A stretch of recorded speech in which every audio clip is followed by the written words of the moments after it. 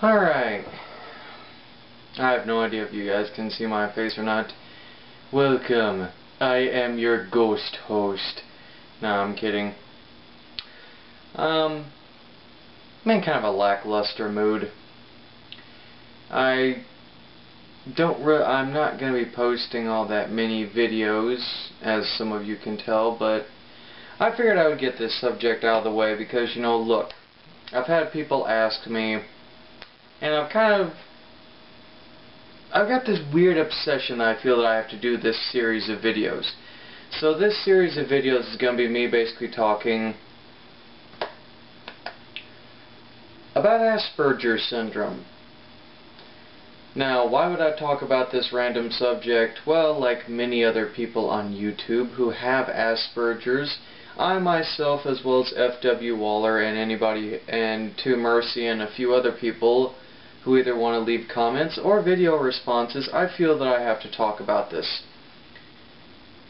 Because many people have talked pretty much about what their life is like with Asperger's. So I figured, well, you know, why not? Throw my tip of the hat, if you will, in there. But I was diagnosed with Asperger's when I was 3 or 4, I would say. And like many autistic people, or people rather with AS, that I tend to be very hyper-obsessive when it comes to subjects. Like, I love horrid B-movies. I can remember quite a few horrid B-movies. I predominantly, of course, if you've viewed my channel, I'm completely and utterly obsessed with comic books, and it drives people nuts. But it's like, you know, whether you're autistic or you're not autistic, I think everybody's got a little bit of a crazy obsession about something. I mean, to say that you're obsessed with something is pretty much you being normal. Everybody's normally obsessed with something. There are people that love CSI or The Real Housewives or whatever. I'm getting off track. Now, why do I want to talk about this? Well, I want to talk to those of you who have Asperger's and feel that you... And that reminds me, before I actually get into telling my quote-unquote life story, to those of you who actually have AS and keep saying that you want to be normal, I can somewhat sympathize. I've been there. But at the same time, enjoy who you are. I mean, don't get me wrong, and as hypocritical as it sounds coming from me, don't care what other people think. I care about what people think of me, but that's just as an individual, as a person. Now, as someone who's autistic, I've learned to get past that, because, you know, when you get down to the nitty-gritty of it, it doesn't really matter. To me, being autistic, you pretty much, as arrogant as this sounds, you're better than other people. And you're better not in the simple fact that you're just smarter than people or you're more athletic or you know more than them. No, I say better in the fact that, and it's going to sound a bit cliche because I use this as a phrase to describe what it's like, what seeing the world through my eyes is like, but it's normal people, quote unquote, look at the world through a very bland, like shades of gray, black and white spectrum.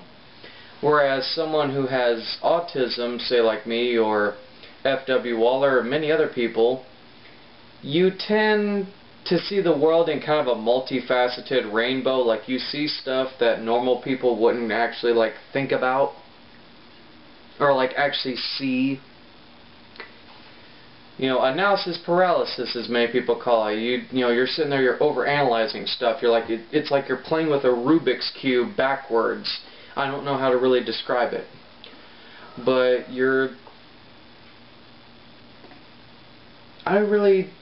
it's very tough to really define in words, and it's really tough to explain to those of you who have never met someone with autism what it's exactly like. It's a very difficult process, but I guess the best way to describe it, other than, you know, those pompous comments, you know, try not to take them too personally, Other than that, I think just the best thing overall is that when you're autistic, you're very sociably awkward, you feel like an outcast, but at the same time, when people actually get to know you and they accept you for who you are, they realize that you're very intelligent, that you got a great head on your shoulders. And for me, I've had people say that about me. I've had people that I work with that have actually said that they're dumbfounded. They never knew that I was autistic because they just thought that I was weird. And I think that's a very cultural thing too. I think if you're someone who has Asperger's and you really, really work at it over the years, that people kind of barely notice it. They just find you maybe a little bit odd, like a little bit nutty up here somewhere. But I think for me as well, just from my own perspective, my own life experiences, if you will, I think it's also the generalization that nobody really knows what autism is, or they have this warped conception that there's just one type of autism. No, trust me, I've done the if I haven't researched it, I've at least looked it up, and there's many different layers to autism, a lot more than people would think.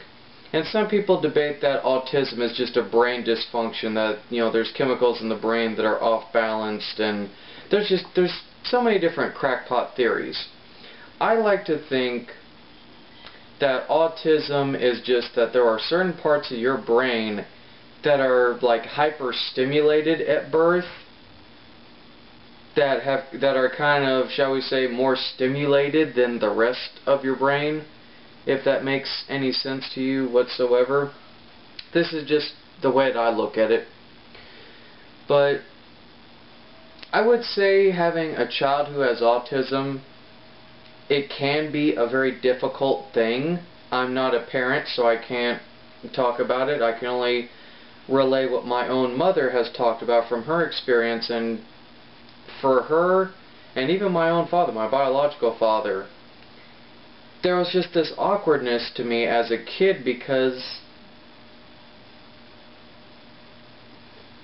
I mean, if you're a parent and you've never dealt with a kid, you've never dealt with autism, you don't really know much. How do you combat it? How do you deal with it? And even if you're a teacher, how do you deal with that? You can't. You got to do the best that you can. I think the single greatest experience as someone with autism that I had, I was basically babied through elementary school and junior high because I had a personal assistant.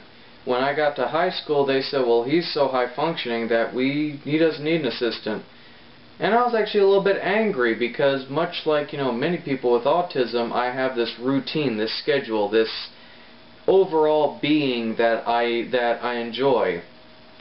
You know, I enjoy playing video games a lot. I enjoy reading comic books a lot.